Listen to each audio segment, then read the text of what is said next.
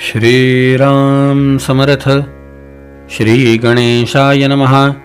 जय जयाजी सद्गुरुनाथा. अरूप रूपा गुणातीता.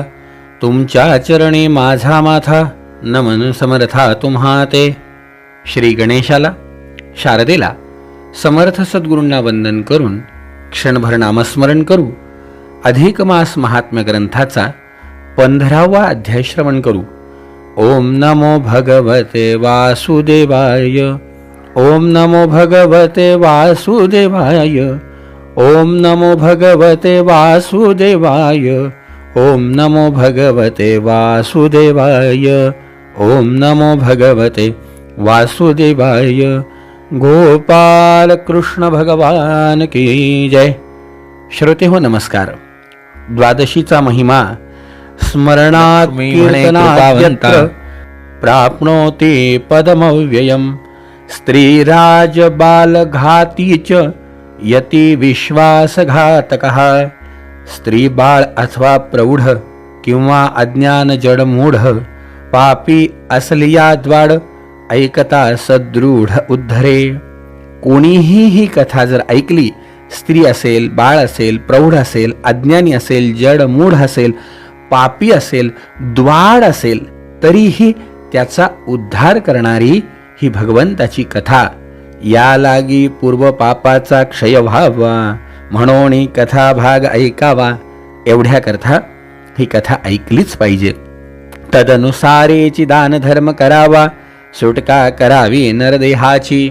जे सांगितलंय त्याप्रमाणे आचरण करण्याचा प्रयत्न करावा, जेणेकरून आपली या मृत्यू लोकातनं जेव्हा आपण जाऊ तेव्हा पुनरपि जननम पुनरपि मरणम. शंकराचार्यांनी जे सांगितलंय, पुनरपि जननी जठरे शयन, या संसार चक्रातनं सुटका होईल.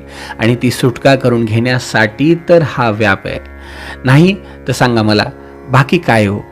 खरंच या जन्ममरणाच्या फेऱ्यातून बाहेर पडणं हाच जीवाचा खरा महत्त्वाचा कार्यभाग या भूतलावावरचा. आणि हा कार्यभाग करायचा असेल तर याच्यासाठी आश्रय घ्यावा लागणार भगवंताच्या नामाचा, भगवंताच्या गुणानुवाद श्रवण करण्याचा, कीर्तन करण्याचा. आणि जे जे काही शास्त्रांनी व्रतांचा आधार सांगितला ते व्रत करून आपल्या जीवनात पुण्याईचं आचरण करण्याचा योग्य मार्ग स्वीकारावा. मागे आपण कथाभाग पाहिलाय, द्वादशीचा महिमा. पुढेही आपण तोच श्रवण करणारे मंडळी अहो. सूर्यवंशी श्रीराम आचरे द्वादशी पर्वथोर. स्वतः प्रभू रामचंद्रांनी हे द्वादशीचं व्रत केलंय. साधावा विधी प्रकार यथानुगती संवादी. या भगवंतानी आपल्याला माहिती आहे, रामे पाषाण तारिले, रामे दैत्य संहारिले. रामानी जळी पाषाण तारले, दैत्यांचा संहार केला. रामे बंदी सोडविले, मुक्त केले सुरवैर. रामानी बंदीतून रावणाच्या देवांना सोडवलं. अशा भगवंतानी ज्या वेळेला रावणाला मारलं, विभीषणाला लंकेचं राज्य दिलं. इकडे रावण तर मारल्या गेला, विभीषण लंकेवरती स्थापन केल्या गेला. पण त्या कुंभकर्णाची स्नुषा, कुंभकर्णाची सून, कुंभनिकुंभाची योषा, कुंभनिकुंभाची पत्नी, शतमुखी रावणाची पियुषा, जी शतमुख रावणाची मुलगी होती, तिला एक मुलगा होता, त्याचं नाव पुढरीक.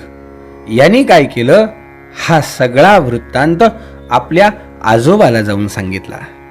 हे जेव्हा शतमुख रावणाला कळालं त्यावेळेला संताप झाला.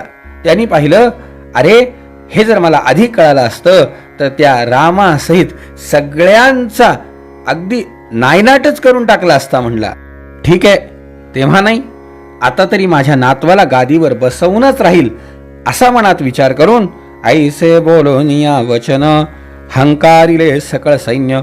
घाव निशाण घेऊन केले धावणे लंकेवरी. लंकेवरती स्वारी केली. दोन्ही सैन्या झाला मिळू. विभीषणाने आपलं सैन्यही युद्धाला पाठवलं. पण या दोन्हींच्या युद्धामध्ये विभीषणाचा पराभव झाला.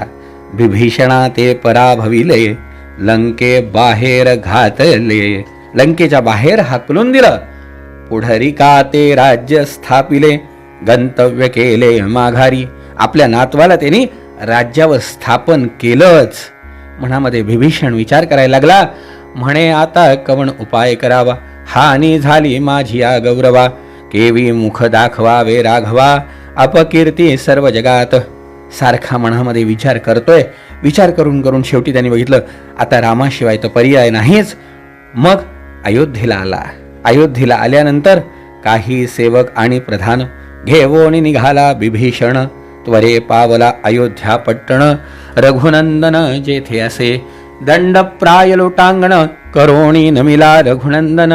रामे दिधले आलिंगण, परमभक्त जाणूनी. आलिंगन दिलं. हात जोडून प्रार्थना करतोय विभीषण. जय जयाजी रघुनंदना, कृपा सागरा पतित पावना. भक्त रक्षका दीनोद्धारणा, कृपा निधाना रघुपती. त्यांनी पाहिलं अरे विभीषणा कसं काय येणं केलंस. सांगायला सुरुवात केली त्यांनी. शतमुखी रावण पाही, तो तव अमुचा असे व्याही.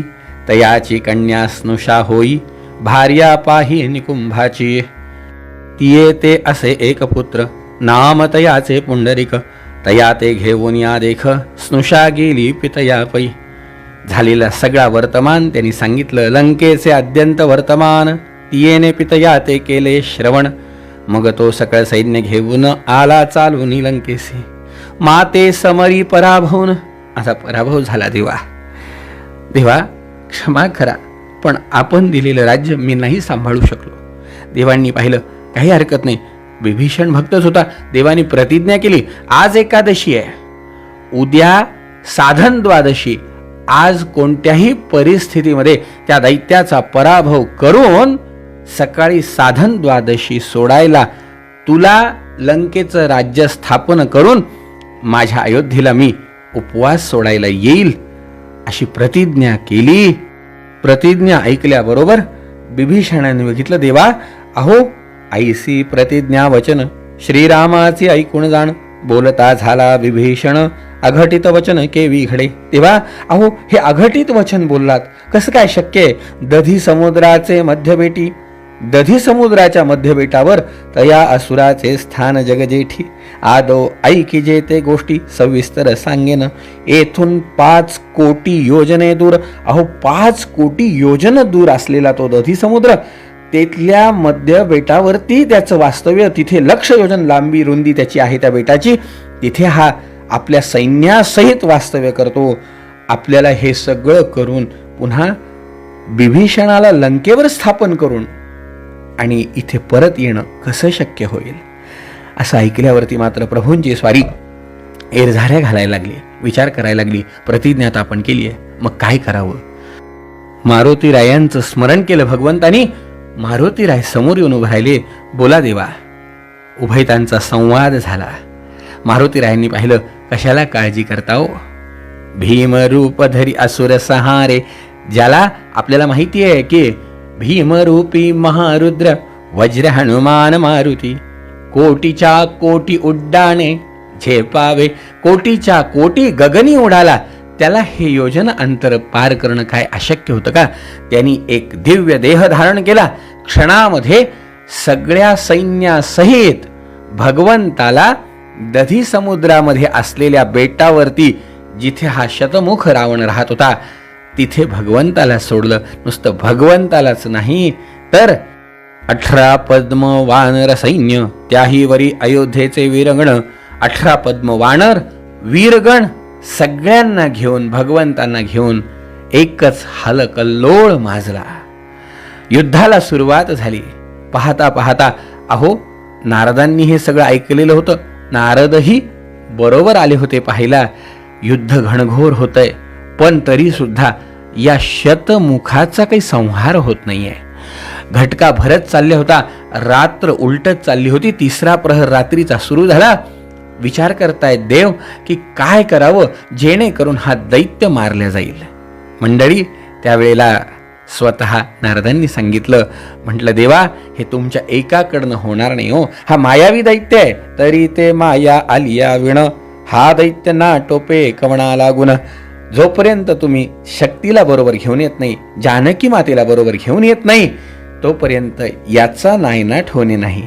आणि मग काय हो, पुन्हा एकदा मारुतीरायांनी आपल्या शक्तीने, युक्तीने भूमीशायी जनक बाळा, जेव्हा भोगी निद्रेचा सोहळा शांत झोपलेली होती, मारुतीने विचारते वेळा निद्रा भंगिता झगडे दोष, इला उठवण्यापेक्षा मग पृच्छे गुंडाळून मंदिर उपटून घेतले समग्र, मागुता दक्षिण चरण आवग्र रणभूमी ठेविला असे.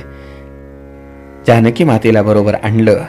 भगवंतानी जानकीला उठवलं. तिने पाहिलं स्वप्न आहे का? भगवंतानी पाहिलं नाही नाही, ही तर सत्य घटना आहे.